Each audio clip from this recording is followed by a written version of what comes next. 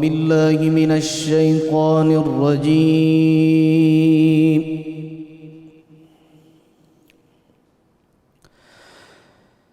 بسم الله الرحمن الرحيم.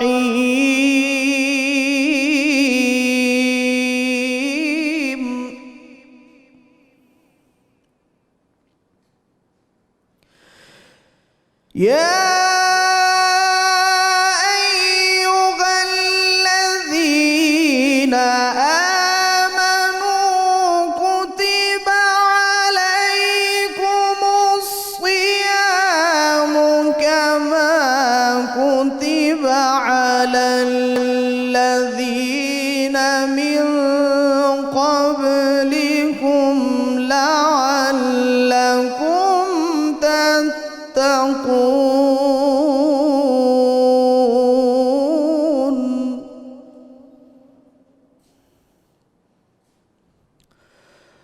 أياما معدودات،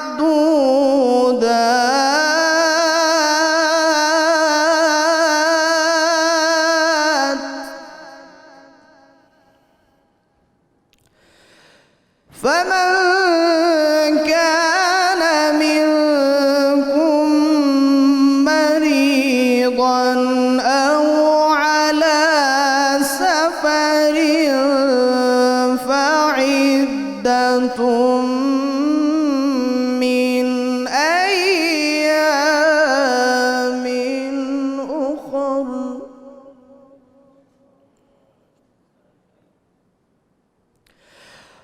وعلى الذين يطيقونه فدية طعام مسكين،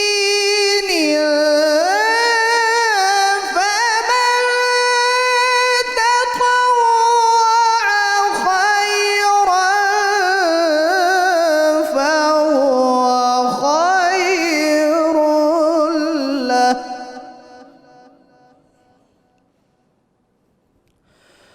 وأن تصوموا خير لكم إن كنتم تعلمون.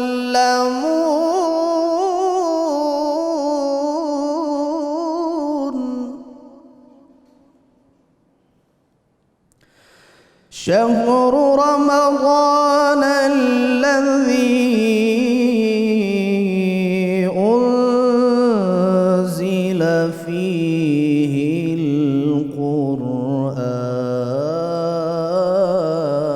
القرآن.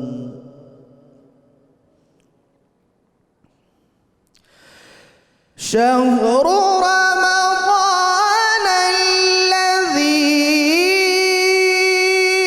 أنزل فيه القرآن هدى للناس وبينات من الهدى والفرقان.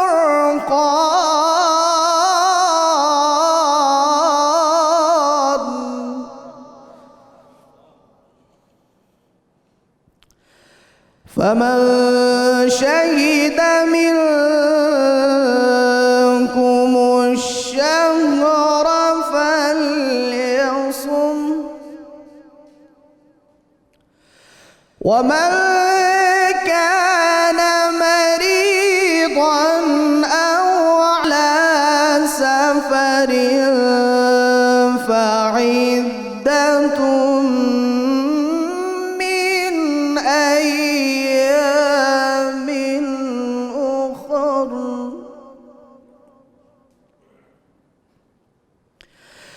يريد الله بكم اليسر ولا يريد بكم العسر ولتكملوا العدة ولتكبروا الله على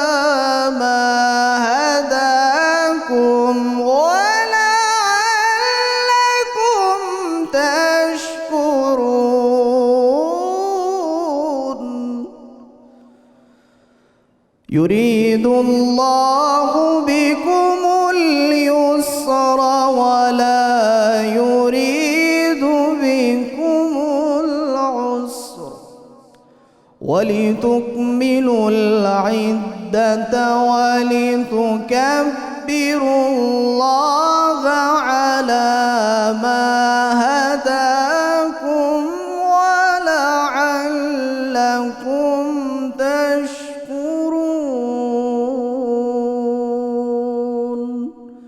صدق الله العلي العظيم.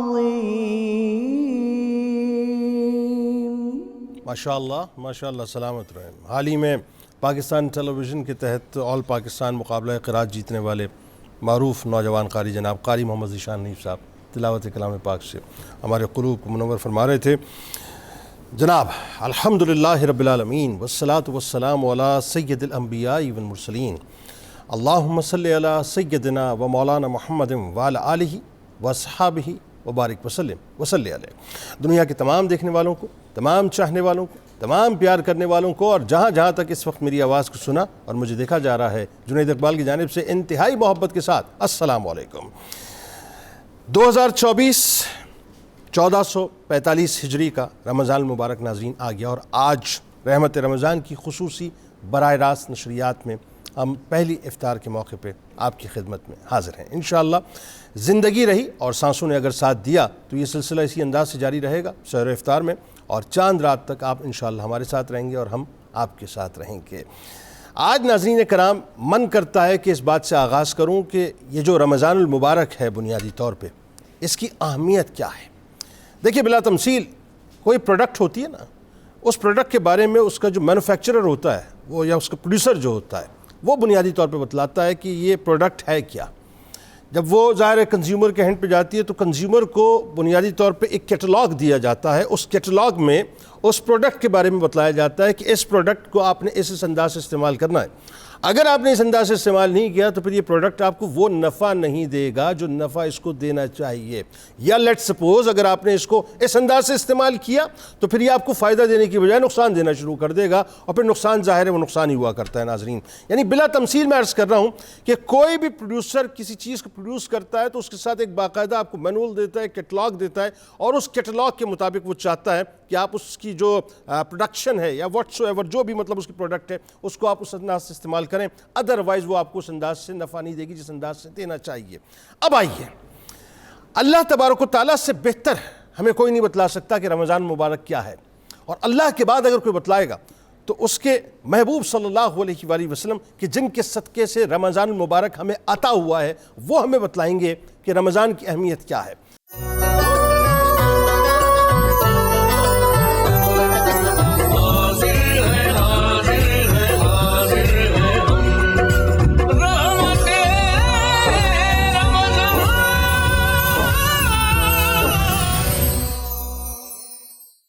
اب میں چاہتا ہوں ابتدا میں آج آپ کو پہلے ہی دن سرکار مدینہ صلی اللہ علیہ وآلہ وسلم کی بارگاہ میں لے جا کر کھڑا کر دوں، بلکہ میں خود آپ کے ساتھ جو ہے وہ چلوں اور ہم ایک سفر کریں روحانی طور پہ، اور سرکار کی بارگاہ میں جا کے سوال کریں کہ یا رسول اللہ صلی اللہ علیہ وآلہ وسلم ہمیں بتلائیے کہ رمضان کو ہمیں کیسے گزارنا چاہیے.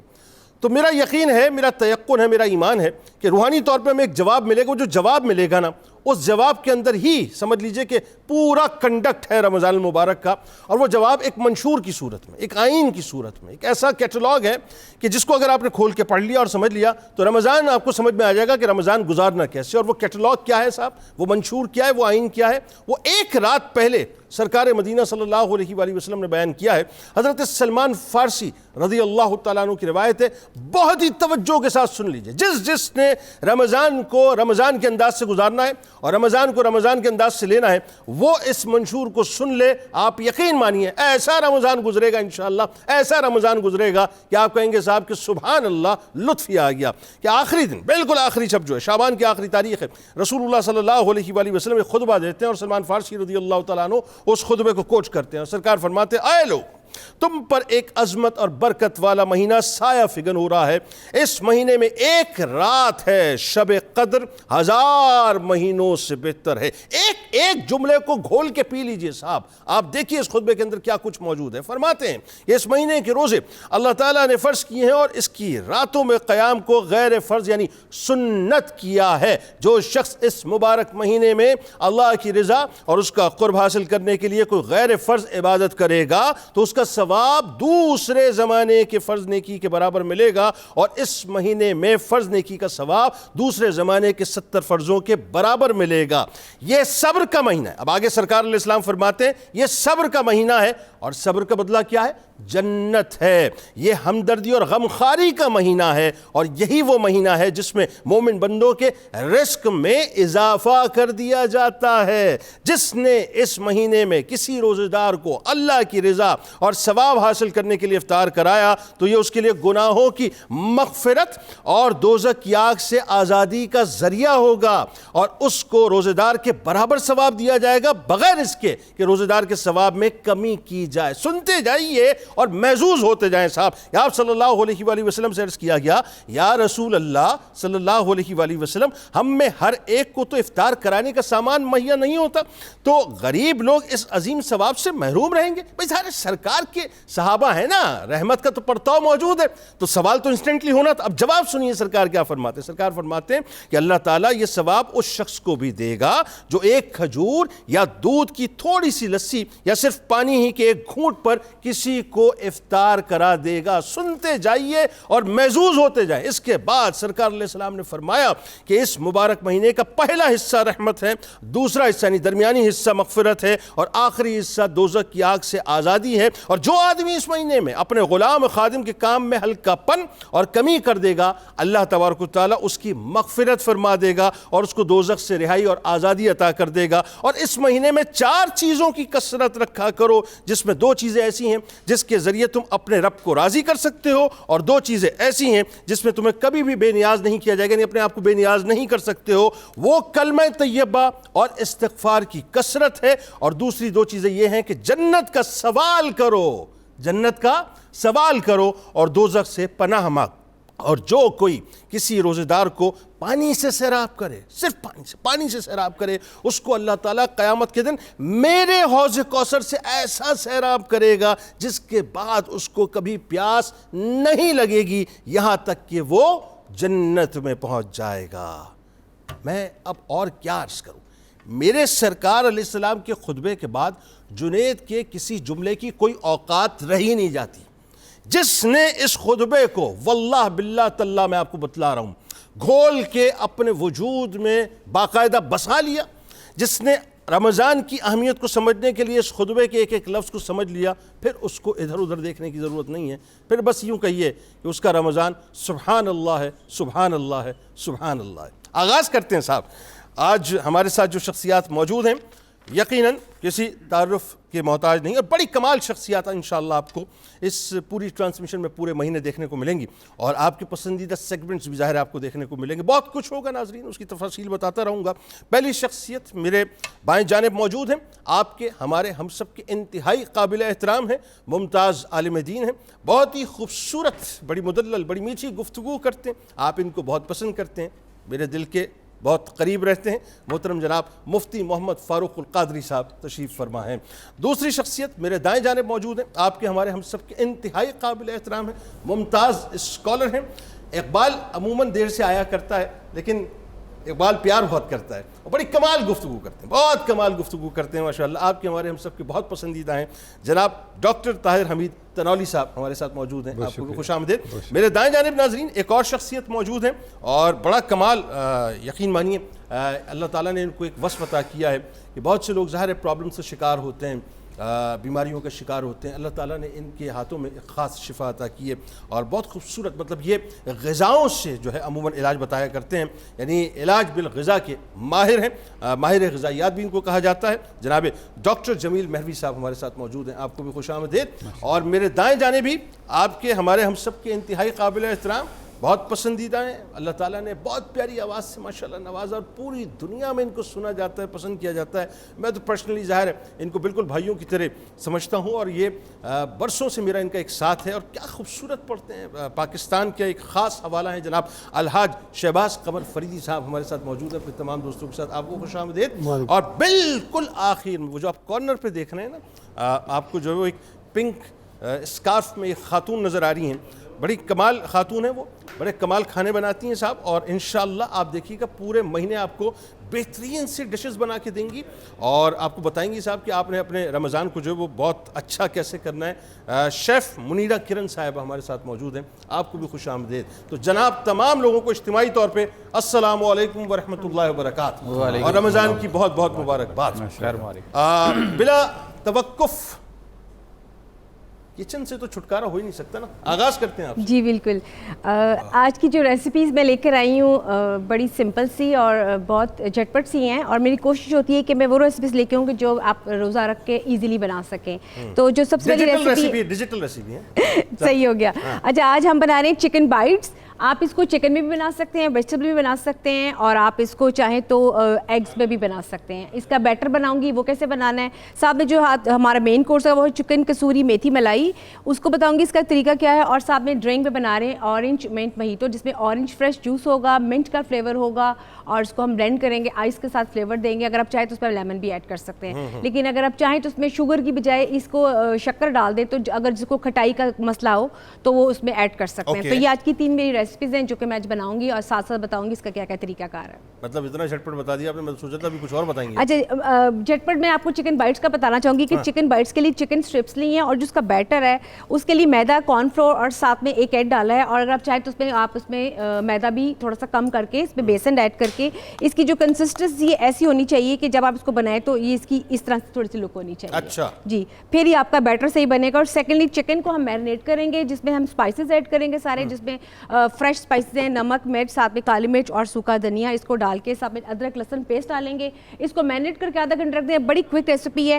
اس میں آپ بینگن بھی ایڈ کر سکتے ہیں, جو لوگ چکن نہیں کھانا چاہتے پوٹیٹوز بھی ایڈ کر سکتے ہیں, اور اگر آپ چاہیں تو بوائلڈ ایگ کر کے آپ اس کو وہ بھی چاپ کر کے پالک کے ساتھ وہ بھی اس کو بنا سکتے ہیں. اچھا. اور سیکنڈلی جو ہماری چکن کی ریسیپی ایک چکن کسوری میتھی ملائی, اس کے لیے میں بتا دوں کہ میتھی جو ہوگی وہ فریش ہوگی, اس کو ہم چاپ کر کے سکھا لیں گے, اور ساتھ میں میتھی دانہ ہوگا, اور ساتھ میں کریم ہوگی. میتھی کون سے چھوٹے چھوٹے پتے ہیں, بڑے چھوٹے پتے. اور دوسرا یہ کہ آپ یہ سونے میں تولنے کے قابل ہوتے ہیں, آپ کو پتہ ہے, لوگوں کو پتہ ہی نہیں میتھی کیا ہے. بالکل. اور میں اس کو اس لیے بتانا چاہ رہی ہوں کہ اس کی کرواہٹ کیسے کم کی جائے گی, اس کو آلٹرنیٹ میں اس میں کریم ایڈ کر رہی ہوں کیونکہ اس کی تھوڑی سی کرواہٹ آ جاتی ہے.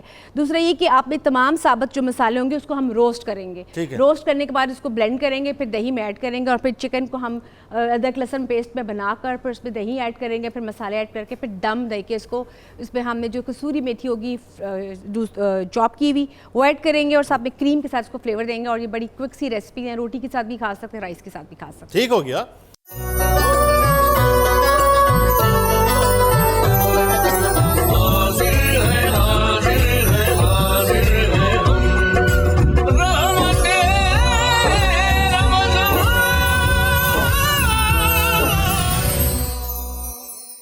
یقیناً اللہ ہی ہے ناظرین جو سب کی بات بناتا ہے, اور ایک ایسی شخصیت اب ہمارے درمیان موجود ہیں جن کی بات یقیناً اللہ نے بنا کے رکھی ہوئی ہے. میرا ان کا تعلق کوئی بہت پرانا نہیں ہے, لیکن مجھے ایسا لگتا ہے کہ بہت نیا بھی نہیں ہے. کچھ ارواح ایسی ہوتی ہیں کہ جن کو اللہ تبارک و تعالیٰ ایک خاص تعلق سے جوڑ دیا کرتا ہے. میں سمجھتا ہوں شاید مجھے اس بات کی جو ہے وہ اپنا پرولیج لینی چاہیے, اور مجھے اس بات پہ ناز ہونا چاہیے کہ میں ان کو اپنا بھائی جان کہتا ہوں. بہت کم لوگ پاکستان کے اندر ناظرین ایسے ہیں جو اپنے قلم کا صحیح طور سے حق ادا کرتے ہیں, اللہ کی دی ہوئی عزت کا صحیح طور سے حق ادا کرتے ہیں, اللہ کے دیے ہوئے مقام اور نام کا صحیح طور سے حق ادا کرتے ہیں. ایک ایسی شخصیت آج ہمارے درمیان موجود ہیں جن کے بارے میں اگر میں یہ کہوں تو غلط نہ ہوگا کہ پاکستان میں چند ایک آوازیں ہیں, چند ایک آوازیں جو سچے مسلمانوں کی اور سچے پاکستانیوں کی ہیں. ان میں سے ایک مستحکم ترین اگر آواز کوئی ہے, مطلب یہ اپنی جگہ قلم کار ہیں, اس میں کوئی دوسری رائے نہیں, ڈرامہ نگار ہیں, کوئی دوسری رائے نہیں. قلم کی نوک سے وہ کچھ جو ہے وہ لکھ دیا کرتے ہیں کہ کیا ہی کہنے. لیکن سچی بات تو یہ ہے صاحب کہ ان کے اندر جو سچا اور سچا مسلمان ہے اور سچا اور سچا جو پاکستانی ہے، آپ یقین مانیے مجھے اور آپ کو، ہم سب کو، جب میں نام لوں گا تو آپ کہیں گے کہ ہم سب کو ان کی اس پاکستانیت اور مسلمانیت کی وجہ سے ان سے عشق ہے. آپ کے، ہمارے، ہم سب کے انتہائی قابل احترام ممتاز ڈرامہ نگار جناب خلیل الرحمان قمر صاحب آج ہمارے ساتھ موجود ہیں. خلیل بھائی جان السلام علیکم ورحمۃ اللہ وبرکاتہ، بہت شکریہ آپ تشریف لائے. آغاز کرتے ہیں سب سے پہلے مفتی صاحب آپ سے. اب ظاہر ہے یہ رمضان المبارک کا مہینہ جب آتا ہے تو اپنے ساتھ بہت سی رحمتیں تو لاتا ہے، لیکن جو بات میں ابتدا میں کر رہا تھا نا کہ وہ بلا تمثیل ایک پروڈیوسر ہے، اس نے کوئی پروڈکٹ بنائی ہے، اس کا ایک کیٹلاگ ہے، ایک مینول ہے، وہ بتائے گا آپ کو کہ اس کو استعمال کیسے کرنا ہے. رمضان المبارک کے بارے میں قرآن سے بہتر ہمیں کون بتلائے گا، اللہ سے بہتر کون بتلائے گا؟ آغاز کیجیے ذرا. بسم اللہ الرحمن الرحیم. جنید صاحب آپ نے بالکل صحیح جانب توجہ دلائی اور صحیح انداز میں. اللہ رب العزت نے رمضان دے کر لوگوں پر روحانی اور جسمانی دونوں اعتبار سے احسان عظیم فرمایا ہے، اور رمضان کو اگر اللہ تعالیٰ ہماری چوائس پر رکھتا تو شاید ہم اس کی اہمیت، اس کی امپورٹنس اور اس کے فوائد سے محروم ہو جاتے ہیں. تو اللہ تعالیٰ نے اپنے بندوں پر مہربانی کی اور رمضان کو فرض کیا. چنانچہ ارشاد فرمایا یا ایھا الذین آمنوا کتب علیکم الصیام، ایمان والو تم پر رمضان کے روزے فرض کیے گئے ہیں. اللہ.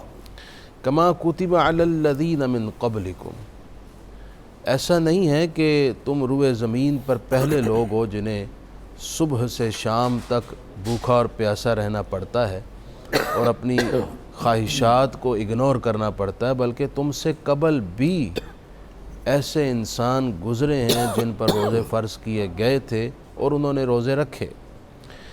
اور ساتھ ہی اس آیت میں جہاں فرضیت بیان کی گئی وہاں روزے کی حکمت اور روزے کا اصل فائدہ بھی بیان کر دیا گیا. ٹھیک. لعلکم تتقون، تاکہ تمہیں تقوی حاصل ہو جائے. تقوی ایک ایسی چیز ہے کہ جو انسان کو اندر اور باہر سے ایک خوبصورت انسان بناتا ہے، ایک شگفتہ انسان بناتا ہے. اگر انسان متقی ہو جائے تو وہ اپنے لیے اور دوسروں کے لیے نفع بخش بن جائے گا، وہ ایک بے ضرر انسان بن جائے گا جو سوسائٹی کے لیے انتہائی مہکتا ہوا خوبصورت پھول ہوگا. تو اس لیے فرمایا گیا کہ اللہ تعالیٰ تمہیں روزے دے رہا ہے کہ تم تقوی حاصل کرو. بالکل ٹھیک. دوسرے مقام پر یہ بھی فرمایا گیا فمن شاہد منکم الشہر فلیصمہ، تم میں سے جو شخص رمضان کا مہینہ پالے اب اس کے لیے ضروری ہو گیا ہے کہ وہ روزہ رکھے.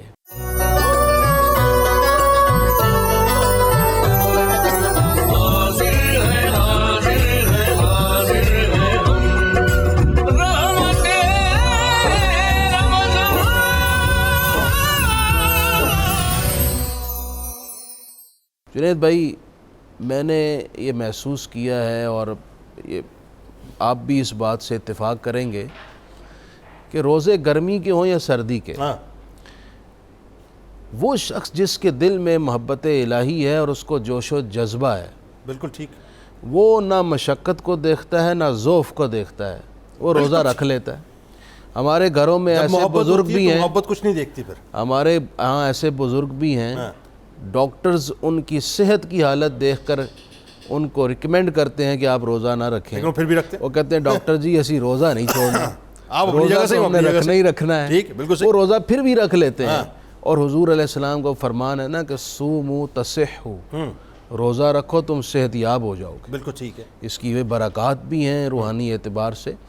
تو روزے کا تعلق انسان کی اس باطنی محبت کے ساتھ ہے، کتنی ہی مشقت اور تکلیف کیوں نہ ہو بندہ رکھ لیتا ہے. بالکل ٹھیک. لیکن جہاں وہ محبت دم توڑ جائے تو پھر آسائشیں ہونے کے باوجود، سہولیات کا بہتات ہونے کے باوجود بھی بندہ روزہ رکھنے سے محروم رہتا ہے. اور ایسے مناظر ہمیں سوسائٹی میں نظر آتے ہیں.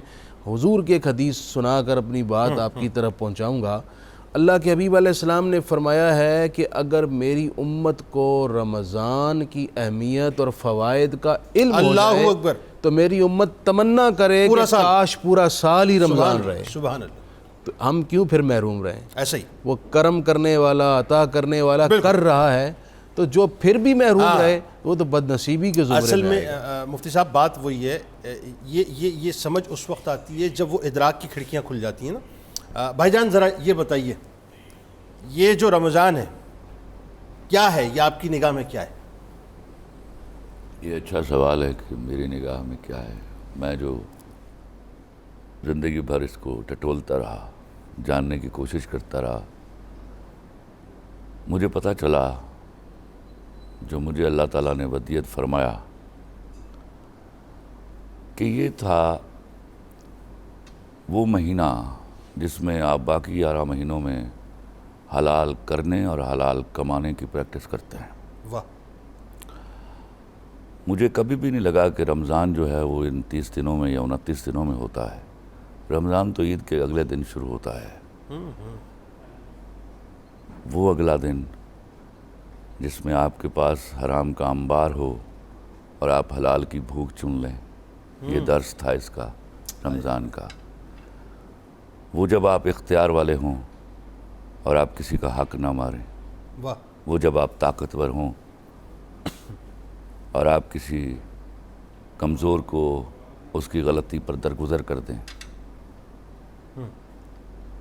یہ ہے رمضان۔ باقی تو اللہ نے جتنی چیزیں عنایت فرمائی ہیں، کس نعمت کا شکر ادا کرو گے؟ وہ رمضان ہو، نماز ہو، کھانا ہو، پینا ہو، سونا ہو، جاگنا ہو، اس میں یہ کلیتاً علیحدہ کسی چیز کو اس کی بلیسنگ کے لیے امپورٹنٹ نہیں گنا جا سکتا۔ وہ ہر چیز اس کی مہربانی ہے، لیکن یہ وہ بڑا آسان طریقہ تھا جس میں ہمیں یہ شعور عطا کرنے کی کوشش کی گئی تھی کہ دیکھو سامنے اگر حرام کے وسائل پڑے ہیں، اس میں بھوک چن لینا ہے تقویٰ، حلال کی بھوک چن لینا، اور جو اس میں سواد ہے وہ حرام کے کھانے میں نہیں ہے، بلکہ حلال سے بھی روک دیا گیا۔ کمال تو یہ ہے، وہ تو پریکٹس تھی نا سر، وہ تو پریکٹس تھی، وہ چل رہا تھا آپ کا انٹرنشپ پیریڈ چلتا ہے، یہ بالکل ایسا ہر مہینے، ہر ایک سال میں ایک مہینہ، وہ 11 مہینے رکھتے آپ روزے، اور اگر آپ اس کو فالو نہیں کرتے تو وہ مہینے کے کیا دھرا فارغ ہو گیا۔ بالکل ٹھیک ہے۔ کیا یہ جو کیٹلاگ ہے رمضان کا، یہ جو مینول ہے، یہ ایکچول ہم سے کیا ڈیمانڈ کرتا ہے بھجن، یہ بتائیں نا۔ میں نے عرض کیا یہ سب سے زیادہ امپورٹنٹ چیز کیا ہے؟ ہم آج سیاسی قومی اعتبار سے جس دور سے گزر رہے ہیں، اگر ہم نے روزے کی اہمیت کا ادراک کیا ہوتا تو آج ہم اس نہج پر ہوتے؟ بالکل کبھی بھی نہیں، بالکل نہ ہوتے۔ ہم نے حرام کمانے والوں کو گالی دی ہوتی اور ان کو نظر نفرت سے دیکھا ہوتا، وہ آج ہمارے لیڈران نہ ہوتے، ان میں جو بھی ہیں۔ آج ہم کسی بھی طور پر برانڈز کے لیے مرے نہیں جا رہے ہوتے، اس کے لیے ہم کرپشن نہیں کرتے۔ بالکل ٹھیک بات ہے صاحب، بالکل ٹھیک بات ہے۔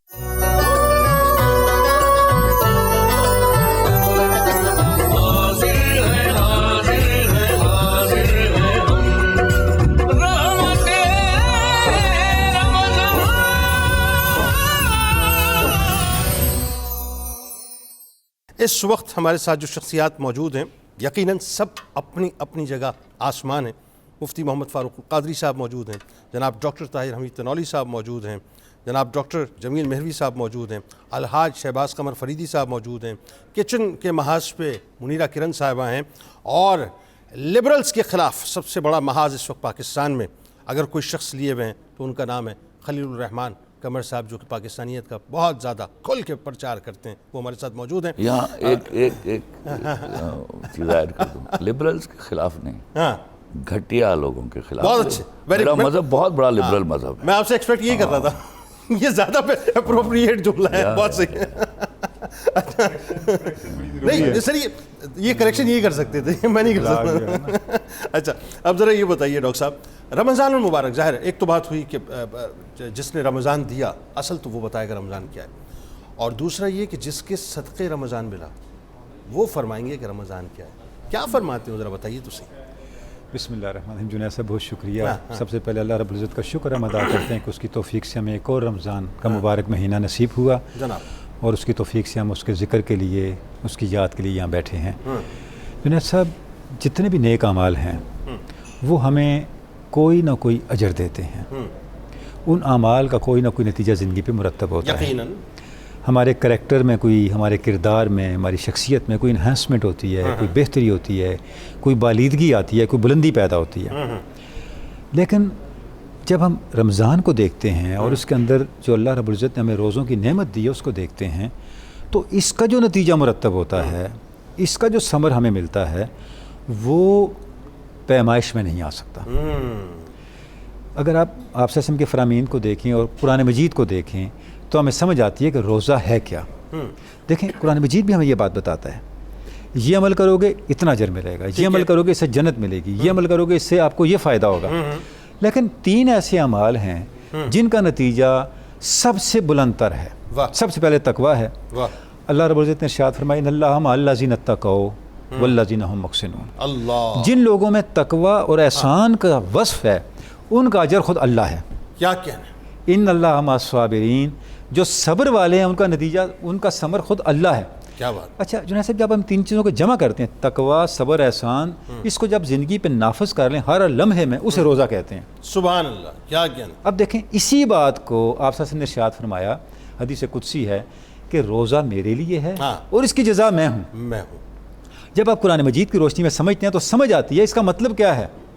مطلب یہ ہے کہ روزہ آپ کو ان اوصاف سے متصف کرتا ہے، آپ کوالیفائی کر جاتے ہیں قربت خداوند کے لیے. کمال یہ ڈاکٹر صاحب، اللہ کے قرب کے لیے کوالیفائی کرتے ہیں. اور آپ دیکھیں، میں عرض کروں آپ سے قطع کلام کی معذرت کہ یہ جو جملہ ہے یہ کتنا وزنی جملہ ہے. سبحان اللہ. اس وزن کو پوری کائنات مل کے اٹھا نہیں سکتی. اچھا اب جناب ایک روزہ دار کو جو انعام مل رہا ہے سبحان اس کی اللہ، جزا میں ہوں. اب دیکھیں باقی سب کچھ پیچھے رہ گیا. کسی کا 1 گنا، 100 گنا، 70 گنا، 700 گنا اجر ہے، کہیں 500 گنا اجر ہے، کہیں کتنا. لیکن یہ وہ عمل ہے جس کا اجر خود اجر دینے والا ہے. اللہ بات جا پہنچتی. اللہ اکبر. رمضان کا معنی جنید صاحب شدید گرمی کو کہتے ہیں. کٹھالی ہوتی ہے نا، اس میں جب آپ کسی چیز کو ڈالتے ہیں تو وہ کیا کرتی ہے؟ ساری کثافت کو نکال دیتی ہے. اچھا جب کثافت پیور مصفہ سونے کو واپس کر اب وہ سونا کہاں پہنچتا ہے؟ وہ سونا پھر تاج پہ پہنچتا ہے. وہ سونا ان قربتوں پہ پہنچتا ہے جہاں ہم دانت نہیں پہنچ سکتے. یعنی بندہ مومن جب رمضان سے گزرتا ہے، رمضان کی کٹھالی اس کی شخصیت سے ہر طرح کے کثافت کو نکال دیتی ہے. واہ واہ واہ واہ. وہ تقویٰ کے ذریعے کثافتیں نکلتی ہیں، وہ صبر کے ذریعے نکلتی ہیں، وہ احسان کے ذریعے نکلتی ہیں. نتیجہ کیا ہوتا ہے؟ معیت الہی، اللہ کا قرب ملتا ہے. تو یہ ایک آپ صلی اللہ علیہ وسلم کے فرمان پاک سے جب ہمیں رمضان کی اہمیت پتہ چلتی ہے تو پتہ یہ چلا کہ قرب حق کو پانے کا راستہ رمضان کا مبارک مہینہ ہے. قرب حق کو پانے کا راستہ تو رمضان ہے، اس میں کوئی دوسری رائے نہیں ہے. لیکن ڈاکٹر صاحب مسئلہ یہ ہے کہ جب وہ ہمیں افطار میں بھی جو ہے وہ اپنا سبھی کچھ بھنبوڑنا ہو، ہمیں سحری میں سبھی کچھ کھانا ہو، تو پھر وہ جو رمضان کا جو اس کی اصل روح، اس کی جو اسپرٹ ہے وہ تو پتہ نہیں کہاں نکل جاتی ہے. اچھا اگر مطلب پریسائزلی میں آپ کو بتاؤں، بہت سے لوگ سمجھ نہیں پاتے کہ یہ تو بڑا کمال مہینہ ہے کہ اس میں آپ بہت کچھ اپنے اندر تبدیلی پیدا کر سکتے ہیں، بہت کچھ کر سکتے ہیں. لیکن ہوتا یہ ہے کہ جب آپ فائنلی مطلب مائنس پلس کر کے چاند رات کو پہنچتے ہیں تو آپ اس سے زیادہ ورس پوزیشن پہ کھڑے ہوئے ہوتے ہیں کیونکہ آپ نے وہ اہتمام کیا نہیں ہوتا. تو ایک تو یہ کہ کن کن کھانوں سے نقصانات ہوتے ہیں وہ ذرا بتائیے کہ خاص طور پہ جس سے احتیاط کرنی چاہیے. بہت شکریہ جنید بھائی. اصل یہ ہے کہ وہ کھانے جو دیر سے ہضم ہوتے ہیں اور وہ کھانے جن کے اندر لیسدار مادے ہوتے ہیں، یعنی جو بادی چیزیں ہماری مرغن خوراک ہے، بادی چیزوں میں ہمارے جیسے آلو ہے، گوبھی ہے، مٹر ہے، اس کے بعد چاول ہے، اور اس کے بعد چکن ہے، اور اس کے بعد سفید چنے ہیں، اور باقی یہ جو ہم ٹھنڈی چیزیں جو ٹھنڈے مشروبات بناتے ہیں، یہ ساری چیزیں جو ہے وہ ہمارے جسم کو اور اس کے جو ڈائجسٹو ٹریک ہے پورا، اس نظام کو خراب کرتے ہیں. اور جب تک یہ ساری چیزیں نا ہم کہتے ہیں کہ وہ تو مزہ ہی نہیں آیا افطار میں، شہر میں مزہ ہی نہیں آیا کچھ بھی. سر پھر وہی بات پھر جو آپ کہہ رہے ہیں کہ مزہ تو پھر جب آئے گا، لیکن اس کے بعد پھر ہم آپ یہ دیکھ لیں کہ نبی پاک صلی اللہ علیہ وسلم کا ارشاد ہے کہ روزہ رکھو صحت یاب ہو جاؤ. یقیناً. تو ہم پھر بیمار کیوں؟ کلینک ہمارے جو اس میں رش بہت زیادہ بڑھ جاتا ہے، میڈیکل سینٹر، اور رات کو جتنے بھی مطلب ایمرجنسی ہیں ساری وہ بھری ہوتی ہیں. اس کی وجہ کیا ہے کہ ہمارے طور طریقہ جو ہے وہ غلط ہو گیا ہوا ہے. اصل پہ ہمیں شام کو افطار آج سے لائن لگنا شروع ہو جائے گی ڈاکٹر کے بعد. بالکل لگے گی، کیوں نہیں لگے. تو وہ جو ہمیں جس مقصد کے لیے ہم یہاں بیٹھے ہیں نا، جو بتانا چاہ رہے ہیں نا کہ روزہ روزے کے جو فائدے ہیں اس میں دیکھیں روزہ زندگی کی عمر جو ہے اس کو لمبا بھی کرتا ہے اور بڑھاپے کے عمل کو روکتا بھی ہے، اور اس کے ساتھ ساتھ جو ہے اس میں 2 فائدے اور بھی ہیں. بڑھاپے کے عمل کو پرولونگ کر دے، روکے گا کیسے؟ وہ مطلب دیر سے آئے گا نا، آئے گا تو صحیح، جیسے یعنی پرولونگ نہیں کر دے گا، پرولونگ نہیں کر دے گا، یہ بھی صحیح ہے. مطلب یہ ہے کہ آپ صحت مند تندرست اور آپ صحت مند تندرست جو ہے نا اور وہ توانا رہیں گے، انرجیٹک رہیں گے نا، تو آپ کی زندگی بھی ظاہر بڑھے گی اور لمبی عمر بھی ہوگی، اور پھر وہ جو کمزوریاں اور جو مختلف مسائل ہیں ہمارے اس کے وہ بھی نہیں آئیں گے. اور اسی طرح سے ہمیں جو ہے نا خوراک کو شام کو افطار کے اندر بھی ہمیں اس طرح سے دیکھنا ہے کہ صبح سحر میں بہت سارے لوگ جو ہیں وہ مثال کے طور پہ دہی کا استعمال کر رہے ہوتے ہیں یا لسی لے رہے ہوتے ہیں، تو یہ چیزیں جب ہمارے معدے میں پہنچتی ہیں تو معدے کے گیسٹرک میکوساز جو ہوتے ہیں ان کو ٹھنڈا کر دیتے ہیں. جو حرارت اس کے اندر ہے جس نے خوراک کو فوری ہضم کرنا ہے، یعنی 3 گھنٹے میں اس کو ہضم کرنا ہے، وہ خوراک آپ کی 6 8 10 گھنٹے اس میں باسی پڑی رہے گی اور جو اس کا پروسیس ہے وہ نہیں ہوگا. یہ کیا کہہ رہے ہیں آپ؟ تو دہی تو مسٹ آئٹم ہے ہمارے یہاں. تو ڈاکٹر صاحب یہ تو ڈرا رہے ہیں. نہیں کمال یہ نہیں ڈرانا کمال نہیں تھا. ہاں خلیل بھائی ڈر گئے کمال. اصل یہ ہے کہ اس میں حرارت اتنی، ورنہ دیکھیں نا پھر جو ہم نے دیکھا جو پیشنٹ ہمارے پاس آتے ہیں وہ آگے کہتے ہیں جی اب کھٹی ڈکاریں آ رہی ہیں، اب بدہضمی ہوئی ہے، تذابیت اور ایسیڈیٹی ہوئی پڑی ہے، تو وہ چیزیں نہیں ہوں گی. تو رات کو دہی نہیں کھایا جائے؟ سر دہی جو ہے وہ عام روٹین میں جو ہے وہ صبح ناشتے کی صرف خوراک ہے، لیکن جب ہم سحر میں لیں گے اس کے بعد جیسے نہار منہ کی خوراک ہے، ہم نے اس کو رات کی خوراک بنا دی. معافی چاہتا ہوں اس کے بارے میں، حکیم لقمان کا کال ہے کیا کہ مجھے سمجھ نہیں آتی لوگ مرتے کیوں ہیں؟ جو صبح دہی کھاتے ہیں وہ مر کیوں جاتے ہیں، اور جو رات کو دہی کھاتے ہیں وہ بچ کیسے جاتے ہیں. تو اب یہاں تو ہم دیکھ لیں کہ کیا زبردست بات ہے. یہاں تو ہمارے ہاں رات کو سارا دن دہی اور رات کو بھی دہی اور آدھی رات تک میرا ووٹ آپ کی طرف ہو گیا. خلیل بھائی نے کہہ دیا ووٹ آپ کی طرف ہو گیا. وہ کھاتے رہتے ہیں. سو یہ چیزیں جو ہے نا ہمارے لیے نقصان دہ ہیں، اور خاص طور پہ جو صبح ہم اس میں چائے لیتے ہیں سحری کے وقت، وہ لوگ کھانا کھا کے چائے پیتے ہیں، وہ چائے کی بجائے آپ کو اس وقت جو ہے وہ لینا ہے ادرک، زیرہ اور پودینہ، 3 چیزوں کا قہوہ لیں. آپ کی خوراک جو ہے وہ ڈائجیشنز کا عمل ٹھیک. پوری قوم کا نفسیاتی مسئلہ ہے یہ، پوری قوم کا. جب تک چائے نہیں پیئیں گے اس وقت تک یہ قوم کا نفسیات، یہ قومی مسئلہ ہے. بالکل آپ لوگوں کہتے ہیں چائے نہیں، لیکن اس میں جو نکوٹین تک گلا کریں گے کہ آج ہم نے چائے نہیں پی. سر جو اس میں نکوٹین ہے اور جو اس کے اندر ایسیڈیٹی، تذابیت ہے، گرمی خشکی کا عنصر ہے، ظاہر اس نے پرابلم تو کرنی ہے نا. جو میرا سبجیکٹ مطلب چائے بھی نہ پئیں، چائے نہیں، ادرک، زیرہ اور پودینہ کا قہوہ بنایا جائے، کمال کا ہے. آپ کے سارا دن روزے کو بڑا فریش رکھے گا، آپ کو انرجیٹک رکھے گا. اور شام کو پورے دن جو ہے نا شور سناتا رہے گا اپنی بیوی کو، میرے دیکھو سر میں درد ہو رہا ہے، تم نے چائے نہیں دی، تم نے چائے نہیں دی، میرے سر میں درد ہو رہا ہے. اچھا چائے نہیں دی. اسی طرح سے جب ہم شام کو افطار میں جو ٹھنڈے مشروبات سے آغاز کرتے ہیں اپنا، اور اللہ تعالیٰ نے جب آپ کو پورا دن فاقے میں رکھا ہے نا یا رکھوایا ہے، تو آپ کے معدے کے اندر ایک حرارت غریزی پیدا ہوتی ہے جو آپ کی پوری باڈی کو وہ تیار ہو چکی ہوتی ہے. یعنی اس وقت ہم تیاری کے اس مراحل میں، جب ہم روزہ کھولیں گے تو وہ اس خوراک کے ساتھ ہماری پوری باڈی میں اس نے پھیلنا ہے اور ٹیوننگ اور اوور آلنگ کرنی ہے ہمارے جسم کی.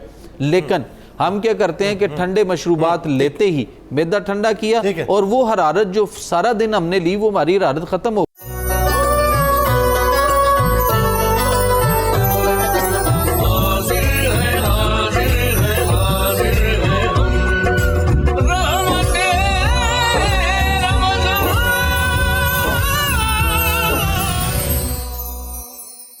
اچھا ذرا منیرہ کہاں تک پہنچا آپ کا کچن کا محاذ بتائیے. یہ کچن کا محاذ لگایا ہوا ہم نے. جو چکن کسوری میتھی ملائی تھا وہ میں نے دم پہ رکھ دیے، گارنش اس میں میں نے لگا کے ملائی کی اور ساتھ کو دم پہ رکھ دیا. ابھی دم پہ پکے گا. اور اس کے ساتھ ساتھ میں بنا رہی ہوں سبروسو کے نگٹس، جس کے لیے سب سے پہلے بتانا چاہوں گی اس کو آپ نے گولڈن فرائی کرنا ہے. آئل اس کا تقریباً 180 ڈگری کے اوپر گرم ہونا چاہیے. 3 سے 4 منٹ ہم اس کو فرائی کریں گے. جو لوگ اس کو فرائی نہیں کرنا چاہتے آپ اس کو بیک بھی کر سکتے ہیں، اس پہ بیکنگ شیٹ آپ لگائیں آپ. لیکن یہ دیکھیے کہ جب تک یہ گولڈن فرائی نہیں ہوگا، اس کا آئل گرم نہیں ہوگا، تو یہ اس کی فلفینس اور یہ پھولے گا نہیں، ورنہ یہ بالکل پچکا سا رہے گا. تو اس کا خیال رکھنا ہے. اور اس کے آپ بنانا چاہیں افطاری میں تو پراٹھے کے ساتھ بھی اس کو بچوں کو بنا کے دے سکتے ہیں، اس کے برگرز بھی بنا کے دے سکتے ہیں. بہت سی ویریشن بڑے بھی کھا سکتے ہیں، بڑے بھی کھا سکتے ہیں، ہر دل عزیز اس کو کھا سکتا ہے. لیکن بنانے کا طریقہ اس کا جو ہے وہ میں نے آپ کو بتا دیا کہ آئل گرم ہونا چاہیے، ٹھنڈا آئل نہیں ہونا چاہیے. پھر یہ ظاہر اس کا ہے ٹھنڈے والے میں کہاں سے پکے گا؟ نہیں کچھ لوگ ہوتے ہیں اس کو ٹھنڈے میں فٹافٹ جلدی کر کے بنانے کی کرتے ہیں. ہاں اچھا. تو اس کو میں فرائی کر رہی ہوں ساتھ ساتھ، اور ساتھ ساتھ جو تھے چکن بائٹس وہ میں نے ڈسپلے میں لگا دی ہیں، آپ دیکھ سکتے ہیں. ساتھ میں منٹ سالس کی بنائی ہے. دیکھ رہے ہیں قوم دیکھ رہی ہے، میں تو نہیں دیکھ رہا، قوم دیکھ رہی ہے، تو قوم کو نظر آ رہا ہوگا. اور کیا اس کے علاوہ؟ اس کے ساتھ تھی جو ڈرنک تھی اورنج موہیتو، وہ بھی میں نے اس کے ساتھ ایڈ کر دی ہے. اس میں نے آئس نہیں ڈالی، اور جو ہمارا چکن ہے وہ بن رہا ہے ساتھ ساتھ فرائی ہو رہے ہیں. پریزنٹیشن ہے، واہ واہ واہ واہ، کیا زبردست پریزنٹیشن ہے، بہترین ہو گیا. اور کچھ؟ جی بس اب ساتھ ساتھ بن رہا ہے نا، بس اب افطاری کا ویٹ ہے. ٹھیک ہو گیا.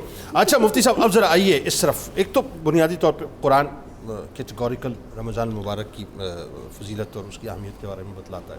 سرکار مدینہ صلی اللہ علیہ وآلہ وسلم کے فرامین موجود ہیں.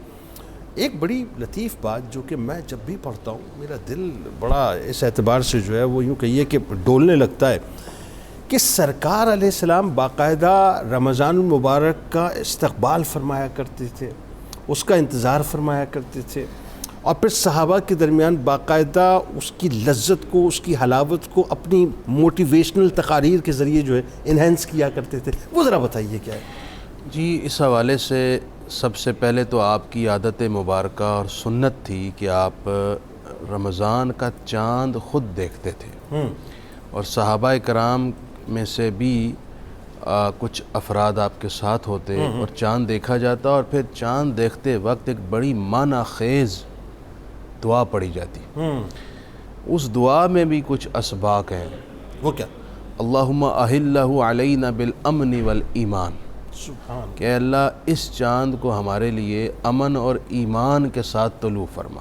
اللہ. والسلامتی والاسلام، سلامتی اور اسلام کے ساتھ طلوع فرما. سبحان اللہ. وردوان من الرحمن و جوار من الشیطان، اور اس چاند کو اس طرح طلوع فرما کہ یہ مہینہ ہمیں تیری رضا نصیب ہو اور شیطان سے تیری پناہ حاصل ہو. اللہ. یعنی اس دعا پر ہی اگر غور کریں تو رمضان کا ایجنڈا بھی مل جاتا ہے ہائے ہائے ہائے. کہ امن و امان، سلامتی، اسلام، اور پھر ساتھ ساتھ اللہ کے قرب اور رضا کے لیے اور شیطان سے پناہ اللہ کی حاصل کرنے کے لیے جو اعمال ہیں ان کو ترتیب دینا. ٹھیک. پھر آقا کریم صلی اللہ علیہ وآلہ وسلم نے جو خطبہ ارشاد فرمایا جس کو آپ نے اپنے انٹرو میں پڑھا ہے، اس میں آپ نے اس مہینے کو جن اعمال کے ساتھ کنیکٹ کیا ہے، کیا کمال ہے. وہ جواب ہے اس سوال کا کہ آج ہم روزے رکھتے ہیں تو روزے کی برکات ہمیں کیوں نہیں ملتی. وجہ یہ ہے کہ ہم روزے کو ان اعمال سے کنیکٹ نہیں کرتے جن سے اللہ کے رسول علیہ السلام نے روزے کو ربط دے کر رکھا. میں ایک سوال کرنا چاہتا ہوں جی مفتی صاحب سے. جی میں بھی یہ ناگوار بھی ہوں تھوڑا، لیکن ہے پرٹیننٹ. قصہ یہ ہے کہ فرمایا گیا کہ اس مہینے میں شیطان کو قید کر دیا جاتا ہے. پھر شیطان سے پناہ مانگنے کا جواز کیا ہے؟ ٹھیک ہے. پہلی بات. دوسری بات یہ ہے دعا جو ہے جس نے میرے ملک کو چاروں طرف سے اپنی گرفت میں لیا ہوا ہے، صحیح نہیں ہے اور دعا ہے. کیا اس بات پر کبھی آپ لوگ آ کے بولیں گے کہ پہلے عمل کیجئے، دعا پھر کارگر ہوگی؟ ٹھیک ہے. اور اگر دعا ہی اتنی مسنون ہوتی تو میرا نبی صلی اللہ علیہ وسلم بدر کے دن تلوار لے کر نہ نکلتے، وہ رات کو دعا فرما دیتے. ان سے معتبر دعا کسی کی نہیں ہو سکتی تھی. تو کیا ہمیں یہ چیزیں جو ہیں کیا کیٹیگوریکلی ٹاپکس کے اوپر تھیسس کے طور پر بتانا نہیں ہوگا؟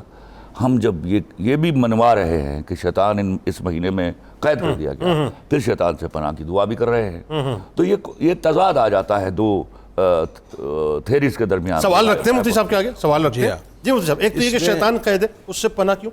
دوسرا یہ کہ اب آپ اپنی پہلے ایک تو بات بھی مکمل کر لیجیے جو آپ کی بات آپ پچھلی کر رہے تھے. میں معافی چاہتا ہوں بہت، لیکن بہت اچھا ہے، لیکن یہ بہت اچھا ہے، یہ بہت اچھا، بڑا زبردست ہو گیا. یہ تو بڑا اچھا ہو گیا آج خلیل بھائی کا سوال آیا تو بڑی کمال بات ہوئی. دوسرے یہ وہی بات ہے اگین کہ اعمال نہیں ہے اور صرف دعا پہ تو معاملہ چلے گا نہیں چلے گا. ذرا بتائیے. جی پہلی بات یہ ہے دعا سے متعلق عرض کر دوں کہ آقا کریم علیہ الصلوۃ والسلام مختلف مواقع پر دعا فرماتے تھے. دو مختلف چیزیں ہیں، ایک دعا کا اپنی جگہ مؤثر ہونا اور دوسرا ہے عملی جد و جہد کرنا.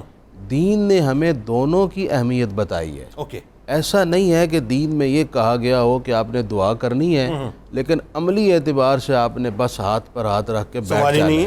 بلکہ دعا بھی بتایا گیا، دعا صلاح المومن، مومن کا ہتھیار ہے، اور ساتھ عملی جد و جہد خود نبی پاک علیہ السلام کا معمول رہا ہے، جیسا کہ خلیل صاحب نے بھی حوالہ دیا. آپ بدر میں لیکن بدر میں اترنا ضرور ہے، آپ نے اور اترنا ضرور ہے، اور ساتھ ساتھ دعا بھی کرنی ہے. بلکہ بدر میں آپ تھے بھی تو شب بھر دعا کرتے رہے، شب بھر دعا کرتے رہے اور دن میں میدان میں دعا بھی ہو اور ساتھ دوا بھی ہو، عملی جد و جہد بھی ہو. دوسری بات یہ ہے کہ بخاری کی ان کا جو حدیث غم ہے وہ اس بات کا ہے جو میں سمجھ رہا ہوں. ابھی تک اس جواب تک نہیں پہنچ پایا کہ پریورٹی کیا ہے. پہلے خندق کھودی جائے، ویری گڈ، یا پہلے دعا کی جائے. Very good. دیکھیں یہ تو طے ہوگا موقع کی مناسبت سے. ٹھیک ہے، اگر تو موقع ہے ایسا کہ سر جہاں ہمیں پر کہیں عملی معافی جد چاہتا و ہوں جہد، مفتی صاحب، کہیں ایک جگہ پر کھڑے ہونا ہوگا. ہم مختلف مواقع، دیکھیے یہ وہ ڈسپلن ہے قرآن جس کو آپ سب کو متفق ہونا پڑے گا. میں اگر یہ مواقع آپ ڈھونڈیں ہم کہ پہلے دعا کر لی جائے پھر صحیح کی جائے، یہ آپ کو طے کرنا ہوگا کہ پہلے صحیح ہوگی پھر دعا ہوگی. اب صحیح کی بھی تیاری بھی تو ہوتی ہے نا، اس کو بھی صحیح بولتا ہوں میں، اور آپ بھی سمجھتے ہیں اس کو. آپ جب کسی کام کے لیے تیار ہوتے ہیں کہ آپ نے کل خندق کھودنی ہے تو دعا شروع ہو گئی، ٹھیک ہے. لیکن اگر آپ صرف دعا فرما رہے ہیں تو میں وہ 76 سالوں سے دعا دیکھ رہا ہوں. آپ کا ان کا جو میں غم سمجھ رہا ہوں، میں جو مجھے بات سمجھ رہا ہوں نا، میرا خیال اس بات کو ہم یوں کھولتے ہیں، جو ان کا بھجن کا غم ہے وہ یہ ہے کہ 76 برسوں سے ایک ہم نے ٹرک کی بتی کے پیچھے قوم کو لگایا ہوا ہے صاحب کہ بے عملی اور بد عملی رہے قوم کے اندر اور صرف دعاؤں پہ معاملہ چلتا رہے. نہیں ایسا تو ہے نا، ایسا ہی ہے نا. ہم نے پھونکے مار مار کے اسرائیل کو تباہ کر دیا، وہ جہاں کا تہاں کھڑا ہے. جی بالکل ٹھیک. وہ ہمیں نہیں سنا، اور ہم لوٹیاں لے رہے ہیں. ان کا غم یہ ہے قوم کے، اس غم پہ بات کریں، یہ اصل غم ہے. یہ میں یہی عرض کرنا چاہ رہا ہوں، جس اینگل سے یہ بات کر رہے ہیں اس میں تو دوسری رائے کوئی نہیں. لیکن میں جو بات کر رہا ہوں وہ تھوڑا سا ڈفرنس کرنا اس لیے ضروری ہے کہ حضور صلی اللہ علیہ وسلم نے کچھ دعائیں صبح کے وقت پڑھی، کچھ شام کے وقت پڑھی، کچھ نماز میں پڑھی، کچھ نماز کے باہر پڑھی، کچھ چاند دیکھتے وقت پڑھی. اب چاند دیکھتے وقت کی جو دعا ہے، ظاہر ہے کہ وہ چاند نظر آئے گا تو دعا پڑھنی ہے. اس کے لیے عملی جد و جہد وہاں کیا ہو سکتی ہے؟ بالکل صحیح.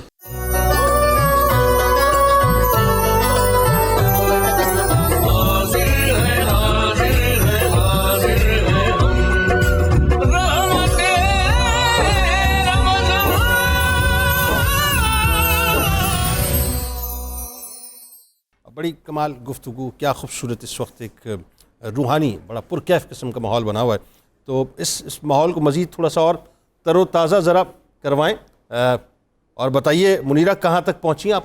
جی بالکل، میں نے جو تھا نگٹس وہ فرائی کر دیے ہیں، اور جو تھا یہ ہمارا مین کورس جو تھا کسوری میتھی ملائی وہ میں نے سرو کر دی ہے، اور اس کی تھوڑی سی گارنش بھی. بھائی جان آپ دیکھ نہیں رہے ٹیلی ویژن، آپ دیکھ پوری قوم دیکھ رہی ہے، آپ نہیں دیکھ رہے. آپ یہ دیکھیں نا، یہ دیکھیں کہ میں نے اس کو ڈش آؤٹ کر دیا، اور جب اس کو کھائیں گے تو رائس کے ساتھ بھی کھا سکتے ہیں. ایک منٹ رک جائیں ذرا. پوری قوم یہ سمجھتی ہے بڑے سنجیدہ آدمی ہیں، پوری قوم ان کو بڑا، اور جب جہاں بھی آتے ہیں ایک دم خوف طاری ہو جاتا ہے، پتہ نہیں کیا ہو جائے گا. یہ مسکراتے بھی ہیں، ہنستے بھی ہیں، کھاتے بھی. ذرا دیکھیں نا بھائی کتنا زبردست بن رہے ہیں. بتائیے اب ذرا. جی اس کو ڈش آؤٹ کر دیے. بس آپ کو میں نے یہ بتایا کہ گارنش میں نے ملائی کی جو تھی کریم کی اینڈ میں بھی کی ہے، اور اس کو جب بھونا تھا تب بھی میں نے اس کی کی تھی. واہ. اور کیا ہوا؟ اس کو سب چیزیں ڈش آؤٹ کر دی ہیں میں نے. ہاں ختم بات ختم. نہیں ساری چیزیں ڈش کرتے. دیکھیں نگٹس ہیں، چکن بائٹس ہیں. اچھا ہو گیا، ٹھیک ہے نا، ہو گیا نا، صحیح ہے. جی بالکل ہو گیا. اچھا اب ذرا ڈاکٹر صاحب یہ بتائیے، ایک قومی مسئلہ پیش کر رہا ہوں میں آپ کے سامنے، اور یہ پوری قوم کا مسئلہ ہے، 24 کروڑ لوگوں کا مسئلہ ہے. اچھا. سمبوسہ شریف، پکوڑا شریف، معدے کی تیزابیت. بڑا زبردست ایک بات کر رہے تھے اپنے بھائی جان، کہہ رہے تھے بریک میں، کیا بھائی کھائیں گے صاحب، یہ بتائیے ہضم کیسے کرنا ہے؟ دیکھیے کھائیں گے تو پھر اس کے مسائل تو آئیں گے. تھوڑا کھائیں گے تھوڑے آئیں گے، زیادہ کھائیں گے تو زیادہ مسائل آئیں گے. مسائل کا حل بتائیے. مسائل وہ کہہ رہے ہیں کہ ہم اس کو طلاق نہیں دے سکتے. کھلا کر لیتے نہیں، طلاق نہیں دے سکتے. اب بات یہ سموسے میں رہیں گے، سموسے اور پکوڑے کریں تو یہ دونوں رہیں گے. اوکے. اس میں یہ ہے کہ پھر اگر اس طرح کی ہم نے اگر چیزیں افطار میں لینی ہیں تو اس کے بعد ایسیڈیٹی، تیزابیت تو ڈیفینیٹلی پیدا ہونی ہے، پروڈیوس ہوگی. اوکے. ایک تو یہ کریں کہ ہم اعتدال کے ساتھ ذرا تھوڑا لیں کہ ہمیں اسراف نہ ہو، یعنی کھاؤ پیو، حد سے زیادہ تجاوز نہ کرو. اللہ زیادہ کھانے والوں کو یا بار بار کھانے والوں کو پسند نہیں فرماتا. مومن ایک آنچ سے کھاتا ہے، کافر 7 آنچ. بالکل ٹھیک. اس کے بعد یہ ہے کہ آپ اس کے بعد پھر جو مشروب ہے وہ زیادہ ٹھنڈے والے نہ لیے جائیں، تاکہ ہمارا وہ جو مسئلہ بنے گا وہ کم ہو جائے گا ذرا. اور دوسری بات اس کے بعد جو ہے وہ ایک قہوہ ہے جس کو ہم 5 چیزوں کا ہے کہ جس میں کلونجی بھی ہے. وہ بتا دیں. وہ یہ ہے کہ آپ ادرک لیں گے, زیرہ, سفید سبز پودینہ, دال چینی اور کلونجی. یہ 5 چیزوں کا قہوہ بنا کر اگر لیا جائے تو جو بھی کچھ ہم نے افطار میں لیا ہوگا وہ سارے کا سارا ہمارا جو ہے وہ ٹائم سے ہضم ہو جائے گا. مطلب ان کا کہنا یہ جتنا تشدد پکوڑا شریف اور سموسہ آپ کے میدے پہ کرنے والے ہیں اس کے اثرات تھوڑے کم ہو جائیں گے. اس کا قانونی راستہ یہ بات بالکل ٹھیک ہو گیا. اب ذرا آئیے جو ایک تھوڑا سا بات کو سمیٹتے ہوئے ڈاکٹر صاحب, اہمیت سمجھ اگر آ جائے تو پھر ایک اور سوال یہ پیدا ہو جاتا ہے کہ پھر ذمہ داری بڑھ جاتی ہے. جب تک مجھے معلوم نہیں تھا, میری آنکھیں نہیں کھلی ہوئی تھی, مجھے نہیں معلوم تھا, لیکن اب میری آنکھیں کھلی, مجھے پتہ ہے کہ صاحب اس کی اہمیت کیا ہے. تو رمضان کی اہمیت کو جب انسان سمجھ لیتا ہے کہ کیا اہمیت ہے, پھر ذمہ داری بھی اسی اعتبار سے بڑھ جاتی ہیں. کیا ذمہ داریاں ہیں, کیا ان ذمہ داریوں کو ہم نبھا رہے ہیں, یہ بتائیے. جی جنید صاحب دیکھیں, جتنے بھی عبادات ہیں بنیادی طور پہ یہ صرف ریچولز نہیں ہیں, یہ رسمیں نہیں ہیں. ابھی دعا کا بھی ذکر ہوا, ہمیں یہ سمجھنا چاہیے دعا لپ سروس کا نام نہیں ہے. اوکے, دعا ایک ذہنی رویہ ہے. واہ, یہ ہمیں سمجھنا ہے. یہ قلبی رویہ, ایک قلبی بھی آپ اس کو کہہ سکتے ہیں, یہ آپ کی اپروچ ٹورڈز لائف ہے. ٹھیک, بالکل صحیح, بالکل ٹھیک. جب تک دعا آپ کی اپروچ نہیں بنتی, عبادت آپ کی اپروچ نہیں بنتی, یہ بالکل ایسا جیسے ہم نے پتھر پہ پانی ڈالا اور پانی بہہ کے ضائع ہو گیا. بالکل ٹھیک. پتھر پہ پانی ڈالنا اور ہوتا ہے, زرخیز زمین میں پانی ڈالنا اور ہوتا ہے. کیا اچھا ہے, کیا پتھر پہ پانی بخارات بن کے ضائع ہو جائے گا, اور جو زرخیز زمین میں پانی ہے وہ پودے کو کہیں سے کہیں پہنچا دے گا. جتنے بھی عبادات ہیں, دیکھیں روزہ کیا کرتا ہے, روزہ ہمیں بھوک اور پیاس کی گرفت سے نکلنے اور یہ جو ہمارے جسم کے مادی تقاضے ہیں ان پر اللہ کی رضا کو غالب کرنے کی مشق دیتا ہے. وہ اسٹیمنا دیتا ہے کہ آپ اپنی خواہشات پر اللہ کی جو مرضی اور منشا ہے اس کو کس طرح نافذ کرتے ہیں. بالکل ٹھیک ہے. تو ہوتے ہوتے انسان کا جو لائف سٹائل ہے, اس کا جو تھنکنگ سٹائل ہے وہ بدلنے لگتا ہے. بالکل ٹھیک ہے. جب تک یہ نہیں بدلتا تو عبادات کا نہ فائدہ ہے, نہ دعاؤں کا فائدہ ہے, نہ زبان سے کہے گئے الفاظ کا فائدہ ہے. بالکل ٹھیک ہے. اور جب یہ اپروچ میں چیزیں آ جاتی ہیں, پھر جس طرف آپ نے اشارہ کیا, پھر وہ مسئلے ختم ہو جاتے ہیں. بالکل ٹھیک ہے. پھر وہ مسائل نہیں رہتے. وجہ یہ ہے میں نے زندگی میں وہی کرنا ہے جو میرا طرز فکر ہے. ایگزیکٹلی بات یہ ہے. جو میرا رویہ ہے, جو میری سوچ ہے, جو میری زندگی کے بارے میں نقطہ نظر ہے. بلا تمثیل کسی کو پتہ چلے $1 ملین کی لاٹری لگنے والی ہے, اپنی دن رات ایک کر دے گا, کہ اب $1 ملین میں نے حاصل کرا, بلا تمثیل. یہاں تو بات یہ ہے کہ اللہ تبارک و تعالیٰ ملنے والا ہے. اب دیکھیں نا, ہمیں اللہ کے قرب کی اہمیت کا یہ احساس نہیں ہے. ہمیں یہ نہیں پتا وما قدر اللہ کا قدر ہی, اللہ کے قرب کا مطلب کیا ہے اور یہ کتنی بڑی نعمت ہے. تو جتنا جتنا ہمارے اندر یہ احساس پیدا ہوگا, ہم نے اللہ کے جو کو ماننا ہے, اس کو تصور سے نکالنا ہے, اس کو زندگی کی ایک محسوس حقیقت بنانا ہے. عبادات کا بھی یہی مقصد ہے اور دعاؤں کا بھی یہی مقصد ہے. اور اصل مقصد تو یہی ہے کہ بنیادی طور پہ اللہ اور اس کے رسول صلی اللہ علیہ وآلہ وسلم کو راضی کر لیا جائے.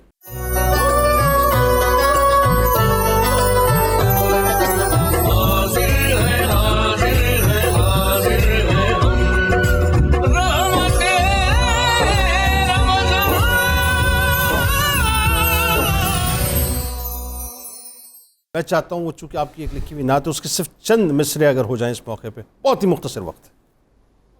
نبی کے روضے پہ جانے والوں, میرا بھی ان کو سلام کہنا. اللہ ملو تو کہنا کہ کب ملو گے. اللہ اے وقت بزم تمام کہنا. اللہ ان سے کہنا کہ چلتے چلتے میں قافلے سے بچھڑ گیا. اللہ ان سے کہنا کہ چلتے چلتے میں قافلے سے بچھڑ گیا. مجھے بلا لو تو میں بھی دیکھوں کہاں سے رستہ ہے جنتوں کا. ندامتوں کے چراغ سارے ہمارے اشکوں سے جل رہے. اللہ ندامتوں کے چراغ سارے ہمارے اشکوں سے جل رہے ہیں. جہاں پہ امت کی بخششیں ہیں وہاں پہ ہم کو بھی معاف کرنا. اللہ. اور آخری شعر ہے کہ سنا ہے روضے کے جالیوں کو جو چومتے ہیں وہ جھومتے ہیں. سنا ہے روضے کے جالیوں کو جو چومتے ہیں وہ جھومتے ہیں. ہمیں عطا ہو معراج غربت, ہمیں بھی آتا ہے جھوم لینا. اللہ سبحان اللہ, ماشاء اللہ ماشاء اللہ. مفتی صاحب, ایک تو یہ کہ قصیدہ غوثیہ جو ہر سال لوگ اس کا انتظار کرتے ہیں اور دعا بھی. بسم اللہ الرحمن الرحیم. اللہم صلی علی سیدنا و مولانا محمد معدن الجود والکرم والہ وبارک وسلم. یا شاہ جینا یا شاہ جینا یا شاہ جینا یا شاہ جینا. سقانی حمرك ساس بساني فقلت لخمرتي نحبي تعالي سعد ومشرش نحبي في كؤوس فهمت بسكرتي بين الموالي فقلت لصائر الأقطاب نموا بحالي وادخلوا أنتم رجالي وهم واشربوا أنتم جنودي فصاف القوم بالوافي ملالي شربت الفضلة من بعد سكري ولا نلت علوي واتصالي مقامكم العلا جمع ولكن مقامي فوقكم ما زال عالي أنا في حضرة التقريب وحدي يسرفني وحسبي ذو الجلال أنا البازي واشهب كل شيخ ومن ذا في الرجال أعطي مثالي كساني خلعة بطراز عزم وتوجني بتيجان الكمال واطلعني على سر القديم وقلدني وأعطاني سؤالي وولاني على الأقطاب جمعا فحكمي نافذ في كل حال ولو ألقيت سري في بحار لسار الكل غورا في الزوال ولو ألقيت سري في جبال لدكت واختفت بين الرمال ولو ألقيت سري فوق نار لخمدت وانطفت من سر حالي ولو ألقيت سري فوق ميت لقام بقدرة المولى تعالي وما منها شهور أو دهور تمر وتلقدي لا تالي وتخبرني بما يأتي ويجري وتعلمني فاقصر عن الجدال. يا شاه جيلا يا شاه جيلا يا شاه جيلا